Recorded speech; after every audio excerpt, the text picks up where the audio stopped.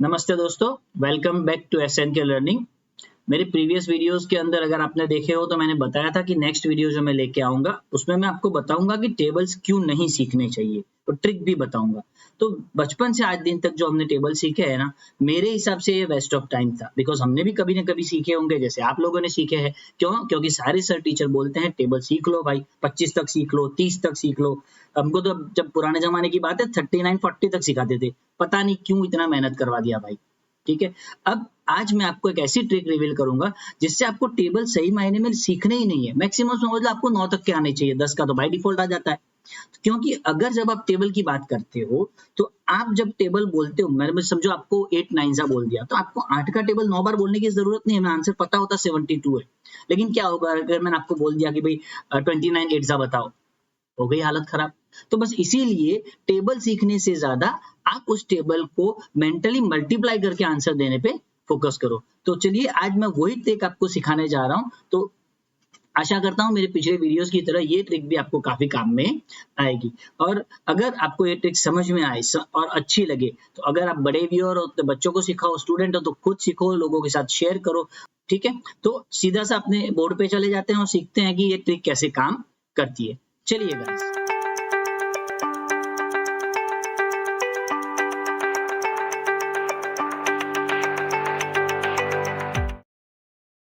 चलिए गाइज आ जाते हैं बोर्ड पे और सीखते हैं वो वाली ट्रिक जिससे आपको टेबल की जरूरत पड़ने वाली नहीं है। ठीक है, देखो जैसे मैंने बोला, अगर आपको किसी ने पूछ लिया हो कि 8 9 जा क्या है, आप तुरंत आंसर दोगे। किसी ने पूछ लिया हो 5 6 जा क्या है, आप तुरंत आंसर दोगे।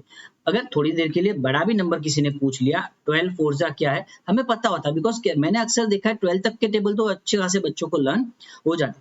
अगर क्या हो किसी ने आपसे ये पूछ लिया कि भाई आप बताओ मुझे 17 8 जा क्या होता है, तो हम क्या करते हैं प्रैक्टिस के हिसाब से 17 का टेबल 8 टाइम तक बोलते हैं। चला गया ना वहां पे टाइम, देखो अभी बोल के देख लो 17 1 जा, 17 2 जा, 17 3 जा, 17 4 जा, 5 जा, 6 जा, 7 जा, 8 जा। अरे एटलीस्ट 10 सेकंड तो जाएगी, सीधी सी बात है।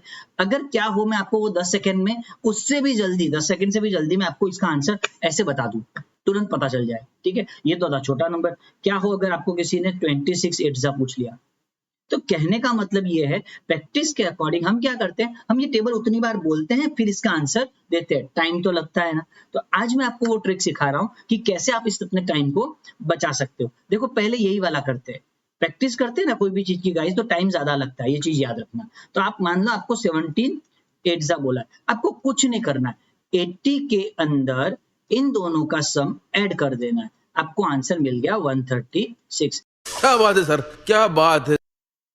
तो कितना जल्दी आंसर आ जाता है अपने को पता चल गया। उसी तरह से मान लो इसका करना है, तो आप क्या करोगे, 26 को जब 8 से मल्टीप्लाई करते, इन दोनों का तो हमें पता हो 160 आ ही जाता है।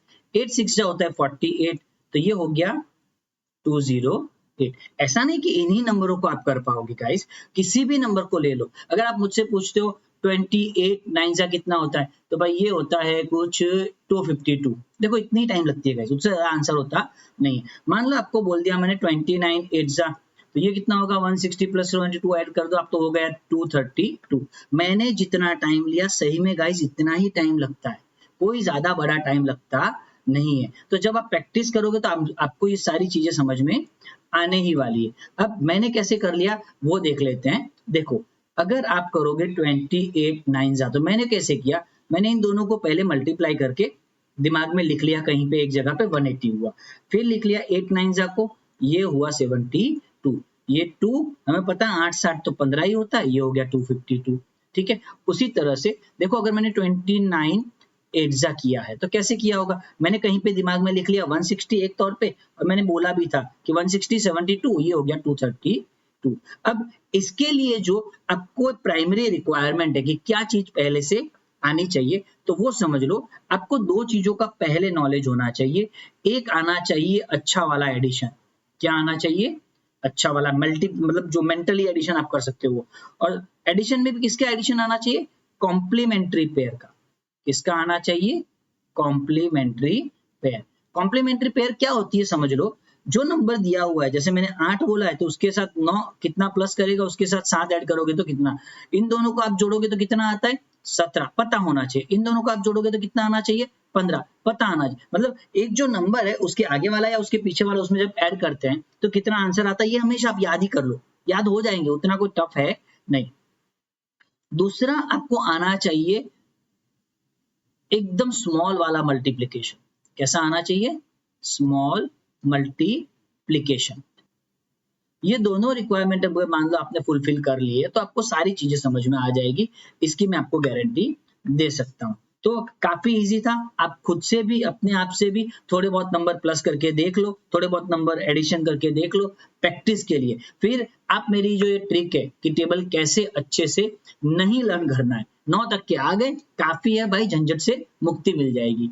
ठीक है, तो आशा करता हूं आपको ये मेरा वीडियो काफी अच्छा लगा होगा। अगर अच्छा लगा है गाइस तो लाइक कर दीजिए, शेयर कर दीजिए, सब्सक्राइब कर लीजिए और वो बेल आइकन प्रेस कर दीजिए तो आने वाले वीडियो का आपको नोटिफिकेशन मिलता रहे। तब तक के लिए टेक केयर गाइस।